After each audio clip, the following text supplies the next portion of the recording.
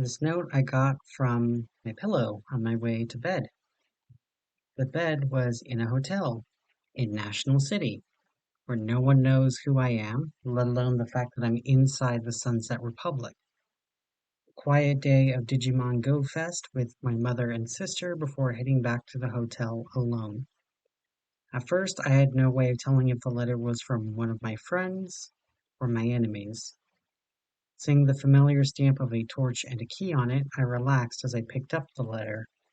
Sure enough, it was addressed to me. The return address was also from Autumn County. The date of service was strange. A date from 20 years in the future. The month and date were smeared, but I recognized the handwriting. Someone whose name escapes me at the moment, but one that has written to me before. I read over the contents and I understand why it was sent to me. Very few people have the ability to send such information to me from the distant future. The past holds advantage over the future in that regard. It's simply a matter of patience for the past to reach the future. I thank Vanth for bringing me this letter. She carries the messages of others, especially their last words. So even knowing that this hasn't happened yet, I know that the writer of the story is dead for their message to reach me. Still, they remember what I am seeking, and I will honor them by sharing their story. I know the future can be changed. It's the very nature of the future to be malleable. Whether or not sharing their story will change the outcome, I do not know. But knowing them, they want their final story shared, and I will honor it for them. That night, as I recorded and transcribed the story, even though there was another day of Digimon Go Fest to explore, and the night was quite warm, I shivered in the empty hotel. I was the only guest in the hotel, and the keeper is far from me, but as I wrote and recorded, I could feel the eyes of many on my shoulders as I transcribe and record, and I hope that those eyes are kind and not the eyes of the future, gazing back as I gaze forward. I write this record not because I hope someone will read it, but because I know someone will. After the 11th plague reached the Seven Cities Republic, the infection continued to spread, and the Seraphim and the Hunters Guild are trying to stop the infection where they can. But as they fight the infection in a more literal way, I'm helping the vanguard by evacuating citizens from the cities into the strongholds. The strongholds are meant to keep the citizens safe from the infection, while our heroes fight off the monsters created by the sickness.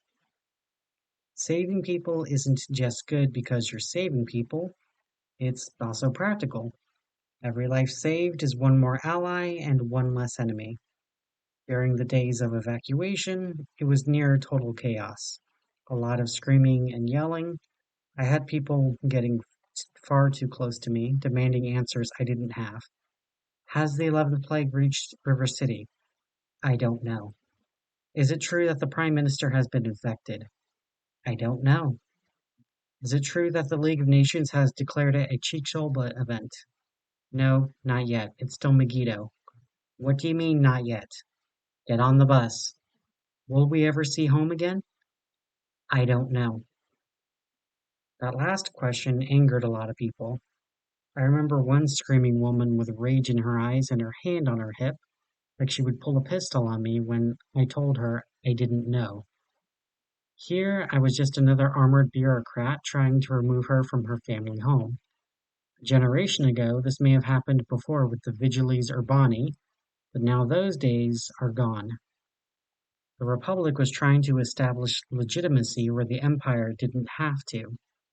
The Emperor could order people out of their homes. All we could do was go home to home and ask them to evacuate. Some people were desperate for the evacuation, and others were willing to stay home, and a rare few took it as a chance to yell their frustrations out at me and other members of the vanguard. We weren't the problem, but we were the problem they could see. Some of them saw us as the actual problem since they never saw the 11th plague themselves. They only saw us and their anger and frustrations were aimed at us.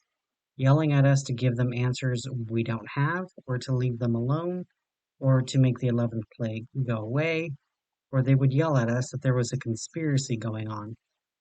So this woman was just another screaming face at me that I faced many times. Why don't you know? Isn't it your job to know? I'm not getting on that death bus unless you promise me that I'll have a home when this is done. I shook my head and turned away. If she didn't want to go, I wouldn't make her. This only made her angrier as she yelled at me as I walked away. I bet you never lost a thing in your life. You're worse than the Emperor. At least he didn't pretend to care about us. That part made me angry. I lost many things to the Emperor, and I joined the Vanguard because I enjoy helping people. Feeling everyone's anger at me when I try to help them hurts. To leave someone I can help behind because that's what they want hurts a lot. That was something I saw a lot in the streets of River City as we tried to evacuate people. Some governments forced evacuations. Others, like the Sunset Republic and us, tried to ask people. But the Sunset Republic was having a 95% evacuation rate, while we were lucky to get half of our people out. One of my friends theorized it was due to the country's history. The Republic of the Seven Cities has a long history of being forgotten or even lied to by their government. So this was just another plank in the pattern, while other places like Sunset had a long trustworthy history, so their residents believed them more often. I don't know if it was true or not, but I still remember the last bus out of the riverfront district. Most of the seats were still open, and there was more Vanguard than residents in that bus. As the bus started driving towards the stronghold, I could see people on the streets jeering and throwing things at the bus. At first, I thought maybe they changed their minds, but when I saw their signs, my heart sank even further, and my faith in humanity dropped even more. I saw handmade signs calling us liars. I saw no quarantine signs. I saw signs calling us imperialists and even signs calling us lambs to the slaughter. I turned away from the signs as the speaker on our bus warned everyone that this was the last evacuation from River City. Anyone who wants to be evacuated at a further date will have to join us at the strongholds. I couldn't hear them outside, but judging by what they were throwing at the buses, they didn't believe us at all. I knew there was a stronghold within the city where it was expected to pick up a lot of survivors in the near future, but I watched as the other buses left our convoy to head to their own strongholds. I knew some were heading to Outpost 13 beyond Isle City, some were heading to Black Moon Prison, and then there was us and one other bus, heading to Autumn County, more specifically to the Crooked Cemetery in Autumn County. Over 5 million people had already been evacuated to the Crooked Cemetery, but we were leaving so many more behind. It was on the bus heading down the freeway that we got the news about Isle City. It had been over a year since the world saw its first confirmed case of 11th plague, so the news cycle was virtually non-stop speculation and rumors from all over the planet. Very few facts, while the people in charge tried to organize, and everyone speculated things to death. The news out of Isle City wasn't speculation. It was by one of the news helicopters showing the world about the evacuation progress in Isle City. We saw something disturbed the water and pushed waves towards the shores as something rose from the deep. I've seen leviathans and kaiju before. That was what I was expecting to see in this case. But this kaiju was very different from any that I've seen before. It pulled massive anchors along long chains, one in both arms. The face was like an anglerfish, if anglerfish had hundreds of eyes and coral growing out of its back. Its legs were like the tentacles of an octopus, with teeth inside each of the suckers as it pulled itself ashore. The skin and flesh squirmed along its bones, and even through my phone's weak screen, I could see the cilia that was the telltale sign of 11th plague infection. The 11th plague had reached Isle City, and it was in the form of a kaiju. The creature continued to crawl ashore. Everywhere it touched, patches of its skin slogged off and coated the ground, growing gradually by consuming anything living around itself and adding it to its own mass. Animal, human, bacteria, every living cell was vulnerable, and it wasn't wasting time as it spread. In only a few seconds, with most of the beach covered, Hush ran onto the scene. Just the speed of her arrival was enough to create a sonic boom at the beach, pushing the plague beast back by a step, before she took her trident and stabbed it into the beast's chest, pushing hard, trying to get it back into the ocean. Hush was the strongest hero on Earth, more powerful than Kaiju, and her fighting ability made her valuable to the coastal guardians of Isle City. I watched her outfight packs of Kaiju, and against giants even larger than her. But this beast was nothing that new, even if it was sick. For a moment we watched Hush push the beast back into the ocean, and we had hope that the 11th plague could be stopped. Except the beast stepped forward. Even as Hush braced herself and twisted her trident as she pushed harder, the beast stepped even further forward. The trident was still pushing into the chest, and even was pushing through the soft body, clear to the other side. And still the plague beast stepped further forward, now pushed past the blades of the trident as it slid up the pole. Before Hush could react, it swung its anchor chains around Hush's neck, pulling her down to her knees, choking her from the chains as her hands let go of her trident. Now the trident was in the hands of the plague beast. I remember seeing that moment, realizing how doomed we all were. The plague beast's corruption spread up the trident in seconds, coating it from the handle to the blades. The giant wound in its chest stitching itself in seconds. Soon not even a scar was left, as it lifted the trident up, while Hush was trying to remove the chain from her neck. We watched as the beast plunged the trident into her chest. Or rather, as it tried to plunge the trident into her chest. Even choking, struggling against the chain, she lifted one of her hands and she caught the trident by the blades, letting it stab her through her hand to hold it back from herself for just a few more seconds. I watched in stunned silence, wishing that something, anything would happen to help her. Maybe she would have a miraculous burst of strength, or maybe Birthstone would show up. Or maybe the military would fire a rocket into the kaiju, causing it to explode. Or maybe a good beast would rise from the ocean and plunge the plague beast into the ocean, never to be seen again. Hush would be patched up, miraculously free of infection, and we could go on preparing against the 11th plague. I had seen many miracles in my life, but that day was not a day of miracles. The beast kept pushing, and there was a crack so loud it could be heard inside the helicopter.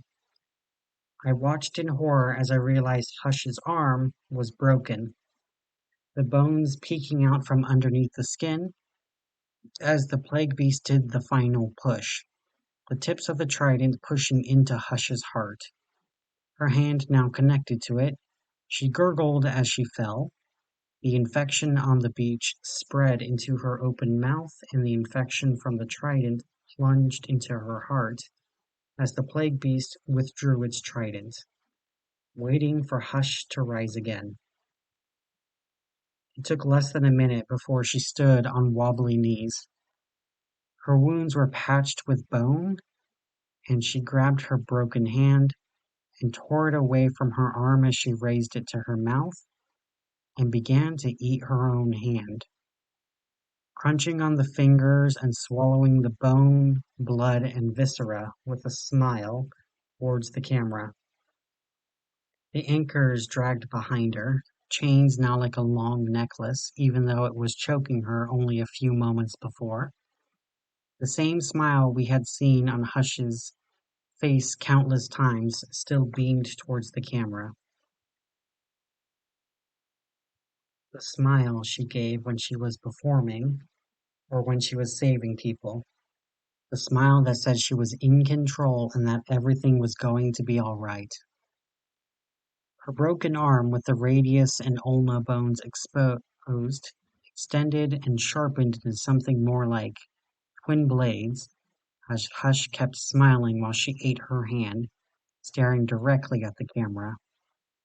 I watched as she snapped off one of her fingers, like it was a carrot, making the same noise, and everything being blurred as her now blade hand and struck at the helicopter while she smiled the entire time.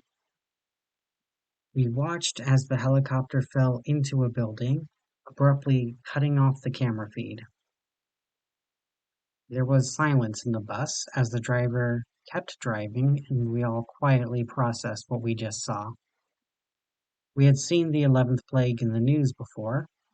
We saw the plague carriers and the plague pits online, but watching the strongest hero in the 7 cities just fall and then join the enemy, that was like losing our anchor. The strongholds were supposed to be our last resort, a place where we would be safe while the Seraphim and the Hunters Guild saved us from the 11th plague. Seeing such a powerful hero fall meant that anyone could fall. Anyone could fail. The silence continued as there were no more updates from Isle City. There were a few updates mentioning a rampage, and then nothing. No news from civilians, no news from the Vanguard, no news from the Coastal Guardians, and no news from the military. We did get an update from Outpost 13. Path to Primeval was sealed. No one was going to be leaving Earth that way. The news from River City and those that we left behind were more of the same conspiracy nonsense. Supposed experts breaking the video frame by frame, trying to prove that the fight was faked, that there was no way Hush was actually defeated. Conspiracies about how the government caused her death because she was too close to the truth, and now they would politicize her death and how everyone in Isle City was actually in on it.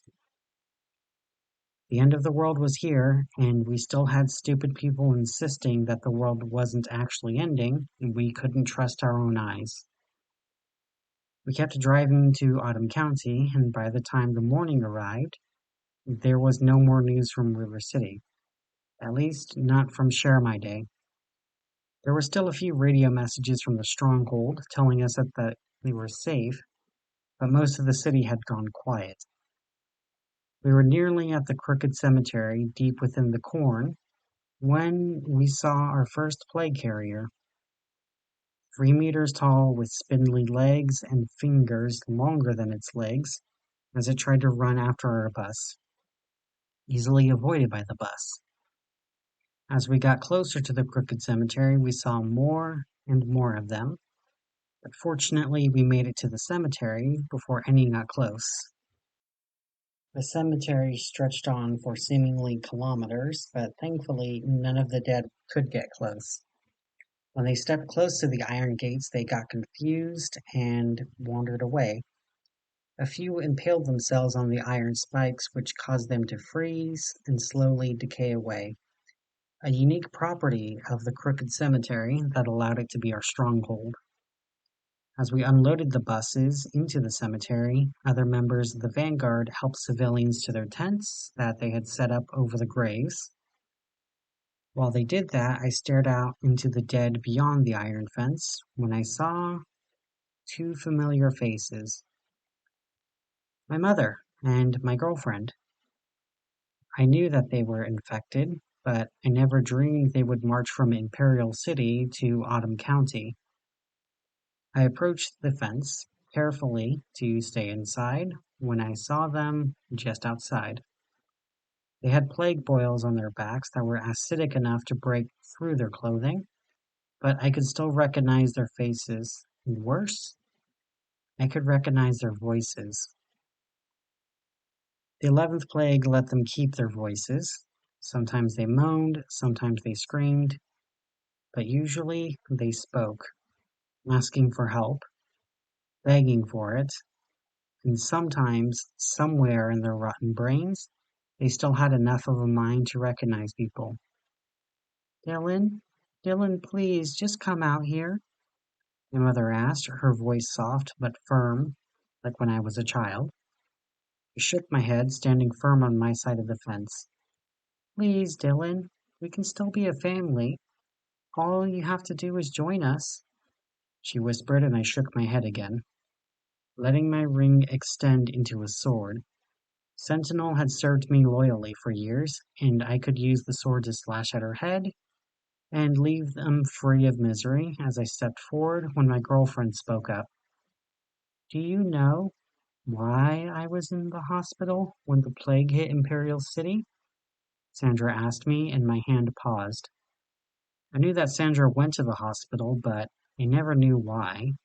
I just had the note that said she went to the hospital with my mother. Neither of them told me what happened, and by the time I found out, it was too late for them both. But I waited to see what Sandra would say. I'm pregnant. The doctors say it's triplets. Your mother took me because she wanted to keep me safe. From you. You lie, I told the plague carrier, who only shook her head, and she had the exact same smile that Sandra always had. The same smile that made me fall in love with her all those years ago. The same smile that told me that she wasn't lying, that she was just telling the truth, but that she had a lot more to tell me. We know you're dangerous and you're angry. When your mom found out I was pregnant, she had to take me to the hospital to make sure you wouldn't get angry at me, especially since I was fucking other dudes behind your back. Your boss, my boss, your best friend Kelhaj, all of them. Sometimes one after the other, sometimes all at once, and it felt so good to know that the triplets aren't yours. Stop lying to me, told the plague carrier as I felt the ring's anger fill me with the hero and the conqueror's fury. This insult to my masculinity was harsh, and there was no temperance from the past. It all had to come from me, but now it was my mother's turn to speak. You're a worse monster than your dad ever was. I would have had him beat me a million more times than deal with you for one more fucking single day. Every fucking word you said grated on my nerves. Every fucking need. You're a goddamn parasite, and you should have been cut out, so I could have lived the life I was actually owed, my mother said, and I clutched the sword. I knew my mother regretted my father, and she told me she never regretted me, but the plague carriers before me kept preying on my own anxieties and fears, and I couldn't give in. I knew they were expecting me to do something rash, but I couldn't figure out what they were trying to have me do, so I had to wait until I figured it out so I could avoid it. I'm still pregnant. Did you know that? They're still growing inside me, still kicking. I've been staying fed, and they'll keep growing. Soon they will crawl out of me and they will hunt for themselves. I've cheated on you every moment I've dated you. I never broke up with you because I knew you'd get angry. The son of a monster, He's always a monster. No matter what the 11th plague does to my children, I went to my grave happy in my heart that they will still be less of a monster than you, Sandra said, with my thoughts gone, as my sword swung for both of their necks. There was no blood as their heads fell from their shoulders, but even as their head fell from their shoulders, they still stood and watched as Sandra's distended belly burst open. From her stomach crawled three botchlings as they screeched in her voice. Their faces were skeletal, their teeth exposed, snapping towards the iron fence. Their umbilical cords are all still tied to the same placenta. Teeth grew across their skin, acting like hooks, allowing them to crawl and climb over their mother's body. Even as her body was torn up by the botchlings, crawling over her ruined body with her head on the ground. Still, Sandra stood as the striplets spoke in unison in her voice. I'm still pregnant.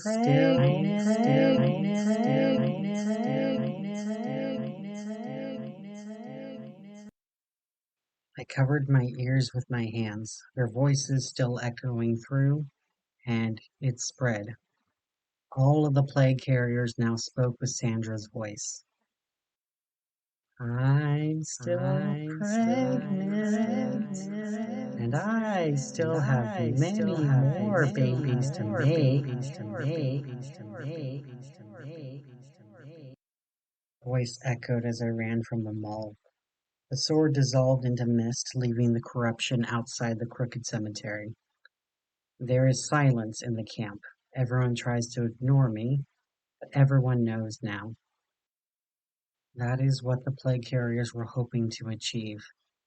They were going to make me look like a monster, and they would make sure that everyone saw me as a monster. Everyone thinks I'm a monster, that I was such a monster that my mother and girlfriend had to escape from me, right into the jaws of the 11th plague. They may not be saying anything, but I know it's from fear, not respect. I've seen that look many times. It doesn't matter if I tell them the plague carriers were lying. They figured I was the monster, so that's how they would always see me. I knew that they were lying. When I had a chance to relax, I realized that she said she slept with Kel Hodge. Kel is aromantic asexual, and he would never betray anyone's trust, not even at the cost of his own life. Even so, I cannot convince others. When I went to dinner, everyone moved away from me. They spoke in whispers when they thought I was gone, and things only returned to a lively atmosphere when I was gone. I'm sure there will be a discussion among the Vanguard leadership about what to do with me, but I will not let them make any tough choices. People need to know that there are no monsters in the Crooked Cemetery. If I leave, I can help others, and that is what I will do. So here I am, writing this letter, and I will leave it for Vanth to bring my letter to my dearest friend, but only if I die. I cannot stay in the Crooked Cemetery, so I will find another stronghold. I'm still the Sentinel, and if anyone can survive the 11th plague, it is definitely going to be me.